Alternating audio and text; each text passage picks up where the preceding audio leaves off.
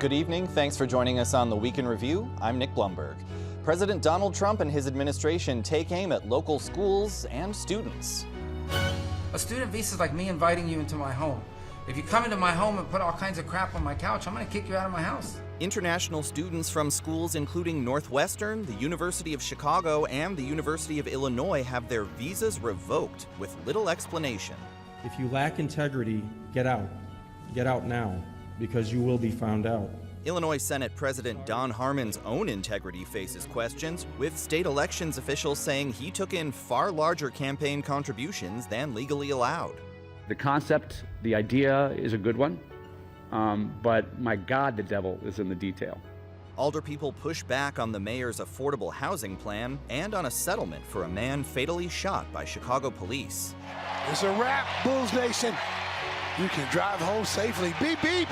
The Bulls steer their way toward the postseason, and Northwestern settles with former football players in a bombshell hazing lawsuit. And now to our Week in Review panel. Joining us are Ray Long from the Chicago Tribune, Rufus Williams from WVON, Zareen Syed, also from the Chicago Tribune, and Maggie Hendricks from Yahoo Sports. Lots to talk about. Let's get right to it. Thank you all for being here. Zareen, as we just mentioned, Trump administration revoking student visas from students here in Illinois. What, if anything, have students and schools been told? I think that they've been told very little, to be completely honest, and a lot of schools didn't even know that their students had visas revoked until they looked in the Student and Visitor Exchange Program, which is the SEVIS, which is monitored by the Department of Homeland Security, and it uses it to track student visas and monitor their records. And so in those checks is when they realized that, several students had just lost their visas. So I think that students were maybe finding out a little bit before the administrations found out, but just very little has been shared with them. And you have to imagine this is stoking, some anxiety on campus among students and, confusion for administrators if, as you say, they're not really getting much notification. Absolutely. I think that one thing that I've gathered is that they're just very scared. I spoke to a professor at UIC who has a lot of advisees that are international students, and she was saying that even her most apolitical students that have never posted about anything politically or even attended a protest are also just scared because they feel that no one is safe right now. Yeah, because that's a lot of what we've heard from the administration, that they're saying this is about, campus protests or activism, but it sounds like that's not the case for all these folks. Right, and I think that that's also a little bit unclear. It seems that, and the Department of Homeland Security just recently unveiled that they've created this new task force to monitor the social media accounts of 1.5 million international students that are studying here in the U.S. and finding potential grounds to revoke their visa. So it's not exactly sure if these students in Chicago had anything to do with those checks on social media, but we'll find out more. It seems that all the rules and logic have been broken here, and so you can't feel comfortable in any place. And these are students, we get close to the end of the year, they're still there for their studies. This has been a hub for international studies from students all over the world, and knowing what to do in these cases, it just really makes everybody unsettled in this process. Well, what's the fairness in all this? There is no fairness. This is process, not no process. There's nothing that really. You might get an email, and then all of a sudden you're thinking it's a joke, and then it's real. And this is not what we believe in as a country, and this is really upsetting everything in the whole system. Well, and to Rufus's point, there are so many, local universities that have large international populations. Could these sorts of visa revocations, be depressing, enrollment? That's a great question. And I think that it's important to note that international students bring in a lot of money to these institutions, and they rely, and universities rely heavily on them. But I think one thing that we've been unpacking with legal experts and law professors in our reporting is that the Trump administration did promise mass deportations, and they've been going after undocumented immigrants, harder to find because they don't have documents, but students are very easy to find and identify and locate because the Homeland Security has multiple pathways to track them. And so going after student visas and higher education institutions is a win-win, is what a lot of experts are saying for the Trump administration, because they're disrupting higher education institutions, and also maybe crossing off names on their deportation lists. But it's just a checklist. I'm sorry, go ahead. Disruption seems to be the watchword for this administration. And to your earlier question, if you're anyone anywhere who is thinking about coming into the United States to study, you wouldn't do so. Right. And it's not, I mean, we have wonderful institutions, but there's some wonderful institutions in other places. Oxford, for instance, and what happens when this becomes, when it starts to become reciprocal in these places, it's really a very problematic place where we are right now. And it's really sad that the folks who have the visas are the ones who are trying to follow the rules too. And then they are using them to check them off and rack up a big score for political points, not for necessarily for anything that's got to do with illegal activity. Exactly. Well, I know you want to move on to something else, but go ahead. But it really, there's so much here, because at the end of the day, when we look at any of these kinds of things happen, we have to ask, who is it that it can happen for? Right. And so once you start to erode these kinds of processes, you have to recognize if it's done to someone else, it can very easily be done to me. And that becomes a very unsettling part everywhere. Well, and to that point, the idea that Homeland Security is sort of scrubbing social media purportedly to root out anti-Semitism. I mean, Maggie Hendricks, does that raise concerns the government might broaden that surveillance just beyond student visa holders? Absolutely, absolutely. And the thing is the effect it can have on the First Amendment rights that we think we have, that we all, it's a free country I live in. Well, it's a little scarier now when you think that somebody might be reading me being annoyed with somebody and say, well, maybe she doesn't need to be in the United States anymore. All right, and we also saw the Trump administration moving to freeze nearly $800 million in funding for Northwestern. I mean, Ray Law, talking about the impact that can have on the school, this is going towards things like, medical research, for example. It's just a sweeping push here, an initiative that really goes without rhyme or reason. It's just another way to say we're doing something big, and you don't even know the full fallout from what happens when they make an order like this. You don't know what you're missing until it's gone. And, Zareen Syed, from your reporting, do universities have much legal recourse, whether it's the question of student visas or these, funding pullbacks?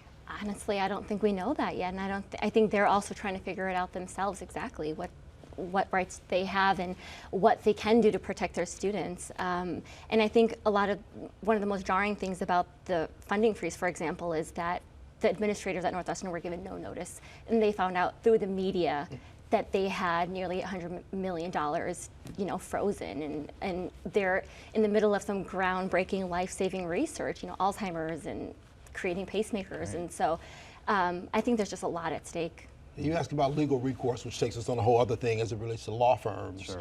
But here, it's been Northwestern, it's Columbia, it's Harvard, it's all of these top institutions, and if they go at it one by one, it may be difficult. In so many of these things, there's got to be a unification of people with similar issues, or all of us, to fight against some of the things that we're starting to see here. Well, you see bullies that's the only way to stop bullies, is to show strength. Right, and so many institutions are caving, and law firms are caving. Right. Why are they giving $100 million of pro bono work just because Trump is mad at them or threatening not to give them more? Isn't that a loss on your books too? I don't understand why they cower to power. And that's been beautiful from the associates who stood up, right, and wrote the letter and fought against what's there, right. And even the young lady here from Scadden, right, who put her name out there to really fight against this, because somebody's got to stand up. So even if the universities decide to take a legal route, these law firms have got to stand in so that they can be counted on, because that's really, the law is what we can rely on at this point. Well, and it's not just higher ed. We've had the State Board of Education this week pushing back on orders to end diversity, equity, and inclusion programs in Illinois schools. Could this standoff end with local schools losing some of that federal funding potentially? I mean, if the administration does follow through on their threats to do that, Illinois would lose about $6.4 billion in funding. which is a lot, and again, a lot at stake. And I think the State Superintendent Tony Sanders, in his letter to the Trump administration this week, was very clear in asking for proof and more guidance on what exactly constitutes what they're calling illegal DEI programs and activities, because as far as we know, and Tony Sanders is saying that we're in compliance with federal civil rights laws. Yeah, I think there's going to be a lot more to shake out with that in the coming weeks and months. Ray Long, I want to turn to a story you broke this week about Senate President Don Harmon facing an allegation from the State Board of Elections over campaign contributions. What's he potentially being accused of here? Well, the whole issue, it goes back to when they put contribution limits, or a lot of people call them contribution caps, on individual donations from associations to PACs to individuals. And so they did that after the Blagojevich administration, pay-to-play scandals, et cetera. There was a need to try to get things out of the pay-to-play system and try to put things back in control on campaign finance. Well, they devised this thing that was pitched as a defensive mechanism, so that if you are facing a wealthy opponent who, because of federal law, can spend as much as possible, federal U.S. Supreme Court rulings. And so they're saying, well, if somebody comes in, starts swinging money around, I should be able to lift the caps. So it was a defense mechanism. However, people like Harmon and other legislative leaders have used that even when they don't have an opponent. And so they put their own money in to bust the caps. $100,000 can bust the caps, and that can open up what is called the money bomb. That's what's allows everybody to give as much as they want. And so there are still rules you have to follow with that. And he believe it or not. Yeah. Even though and there's not much enforcement, but there is a set of rules, and he was only allowed to have the cap off and through the March 24 primary. Well, he even got a letter from the State Board of Elections that said, you can't have it passed then, or you have to bust the caps again, which he could have easily done, but he didn't. And so he was continuing to collect money, big contributions, some over $1 million from different groups, some hundreds of thousands of dollars. And, you know, they were limited under the rule that was there to like 68,000, 13,000, depending on who you were. And so I could start poking around on this, and I thought, hey, I think the cap is on. Right. And I called the Board of Elections, and they said, there's $4 million here that he collected more than he should have. Now, our team of great reporters in Springfield caught up with him the next day and said, well, I disagree with the interpretation. He has until April 18th to make his arguments. We'll see what he says. But that is the landscape right now. And they're going to have to do a lot of legalese to change things around. Well, and I mean, so much of this is down to the pretty arcane, as you explained, campaign Sorry, finance I went on that we have. Yeah. No, I mean, it's the kind of thing that you have to sort of get into the weeds to, and these are obviously things that were set into place by lawmakers, that to their own benefit. I mean, Rufus Williams, forgive the naivete. Do you think we might see any reforms to that campaign finance system anytime soon? As Ray was talking, I was just thinking, remember when elections used to be about votes? Yes, right. And now it's about all these other things. Will there be any? There should be a lot of reforms in a lot of ways, particularly as we look at pick the matter here. But this one does seem a bit arcane. But it's a rule, and it's kind of interesting as well because he was one who was poking at some others for having broken finance code. So and he championed this particular law that seems like he would know it. Seems like he would know it. He claims he does. One would think. One would hope, at least. Yeah, when my mailbox was full of school board election flyers this past year that were all full color, cardstock, not cheap. That was when I was like, okay, can we please put some limits on this money, just because I don't want this stuff in my house. Right, right to the recycling it goes. Well, speaking of elected officials, Ray Long, State Senator Emil Jones III's bribery trial finally got underway this week. Remind us what it is that he's accused of. Well, he's accused of taking a $5,000 bribe. That's kind of the bottom line, and then lying to the FBI. And the idea was that he was going to try to help the red light camera industry along because they were whining and dining and asking him what they could do for him. He was being taped when he was getting asked by a mole who had gone rogue with the Safe Speed company.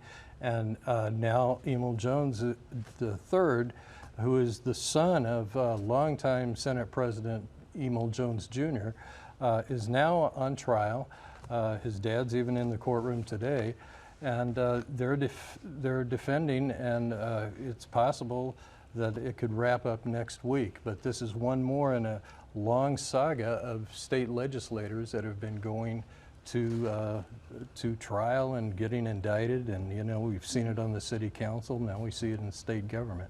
Yeah, $5,000. Right. Exactly my thought. Like, isn't that small claims court? Well, and it's always lying to the feds that they get you for, even more than the crime itself, alleged. Yeah, and it's such a legacy, as you mentioned, Emil Jones Jr., who was the Senate President, and he carries the same name, follows the same legacy. Mentor to President Obama. Yes, yes, and so to be at this point for $5,000 in a job for an intern, a no-show job for an intern, just seems like not much for all that it's going to cost. Well, I mean, to Ray's point about this long line of elected officials, Maggie, this is coming on, you know, more or less on the heels of the very long, very high-profile trial of former House Speaker Madigan. You know, is the average Illinoisan paying attention to these cases as they roll out, or is there a bit of fatigue? I think there's a lot of fatigue. I mean, I have grown up. Rostenkowski was one of my first representatives, and then I wanted to vote for him, and then I couldn't. So, you know, like I minor think details. We're sadly, I mean, how many former governors went to jail? We're sadly so used to it that it's exactly that we just, there is a lot of fatigue, and you don't, it just kind of becomes background noise. I have friends in Louisiana who call and say, Rufus, we used to be the ones who sent everybody to jail. And now we are breaking records everywhere you look. We're number one. Well, I want to turn to some city news as well. City Council committee today rejected a $1.25 million settlement with the family of Dexter Reed, shot dead by Chicago police during a traffic stop last year after he fired on officers. So this is now, you know, heading to trial. Rufus Williams, do you think the city might end up paying out even more than that proposed settlement, given the force with which we saw police officers respond to that? They very well could. You know, there's so much in this particular situation. One part is, why did they stop them in the first place? And the answer being the seat belt, which you can't see from the level they were in, and the tinted windows, just kind of causes questions all around that. Say there was a shot that came, these were unmarked cars that stopped, excuse me, that stopped Dexter Reed. And then 96 shots in 41 seconds, even 3 while he was out of the car and on the ground. I mean, there's so much here that causes concern. And the thought that they may have been able to settle for $1.25 million, yeah, I have a good feeling that there could be a lot more that we have to pay as a result of all of this. Right. Well, and you know, another story with Chicago police this week, there's been some major pushback from Englewood's Alderpeople to a pilot program that would allow officers to file gun charges without a Cook County prosecutor's sign-off. You know, Ray Long, what sorts of concerns does that raise? Well, it raises questions of due process here. And, you know, in contrast to like the visa thing where they just decide to do it and people are being shipped out, this is just one step down the road closer to that. And so you want to try to protect rights as much as possible. The argument here is this eliminates one step in the process, one key step. 5 aldermen in Englewood, none of them were consulted, none of them feel like the constituents had any voice in what this was. Even if it turns out to be the right thing, that people should be able to participate in determining whether or not this is how they want to go. And to your point about due process, I suspect that they won't, because due process is important. It's an important part of our whole judicial system. And it's difficult to get older people on board for a plan if they don't know. I mean, we've got 50 mini mayors, and they're protective of their constituents. And like Rufus is saying, they dropped this plan on this neighborhood, and nobody has a chance to even make a suggestion. It's it's another kind of issue with the Johnson administration too, where we've kind of seen that over and over. Yeah, I remember someone telling me, Rufus, it's not what you do, it's how you do it. Mm-hmm. And it may ultimately be the right answer, but the way in which it comes down isn't the right way to get things done.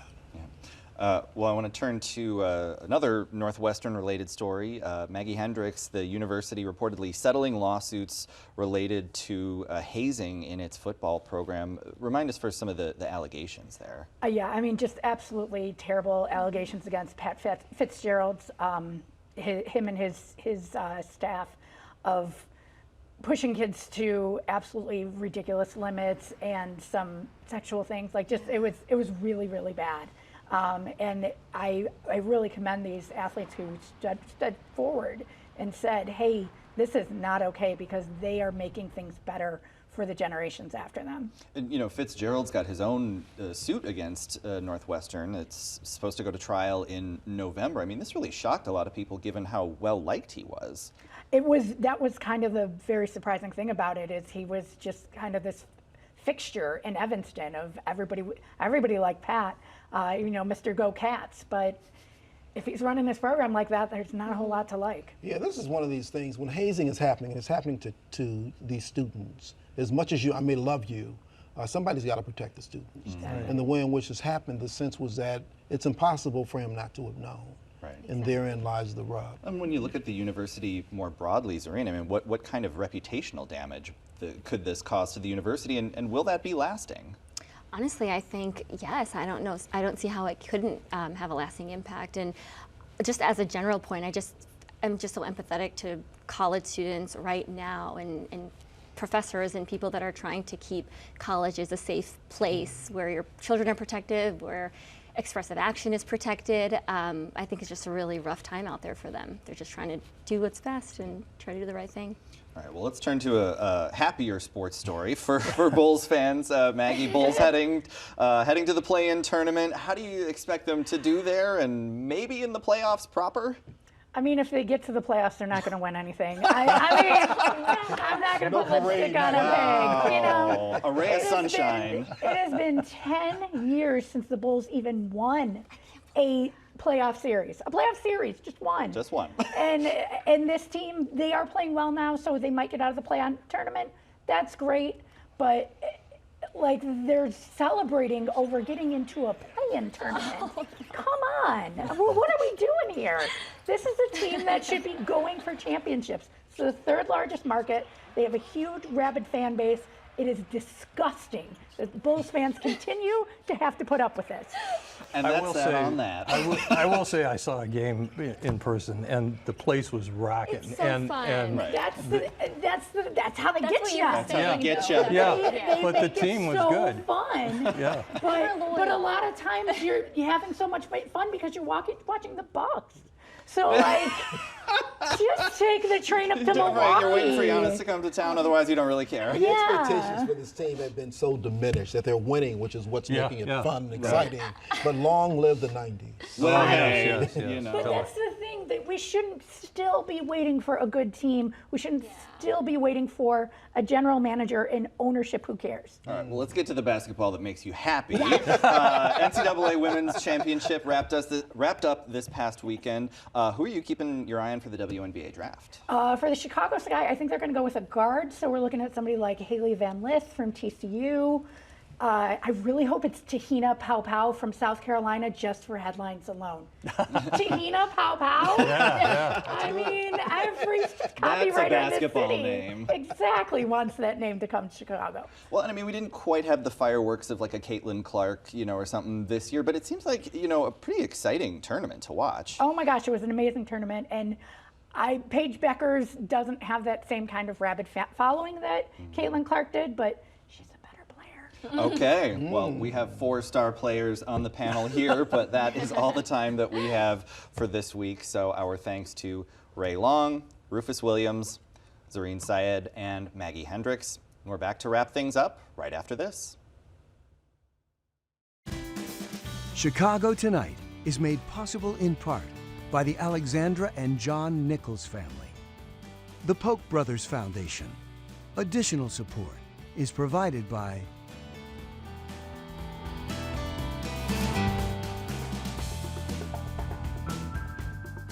And that's our show for this Friday night. Don't forget, you can get Chicago Tonight and the Week in Review streamed on Facebook, YouTube, and our website, WTTW.com/news.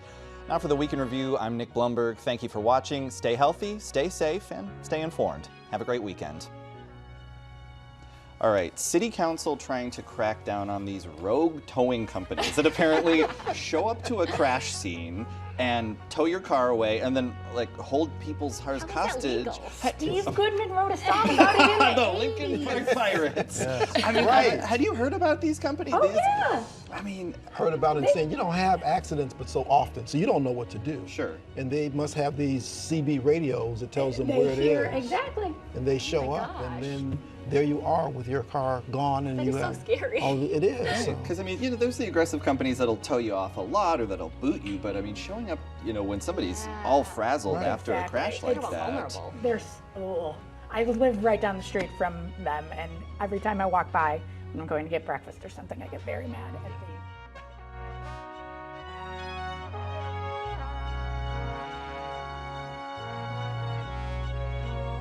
Closed captioning is made possible by Robert A. Clifford and Clifford Law Offices, a personal injury law firm serving Chicago for 37 years.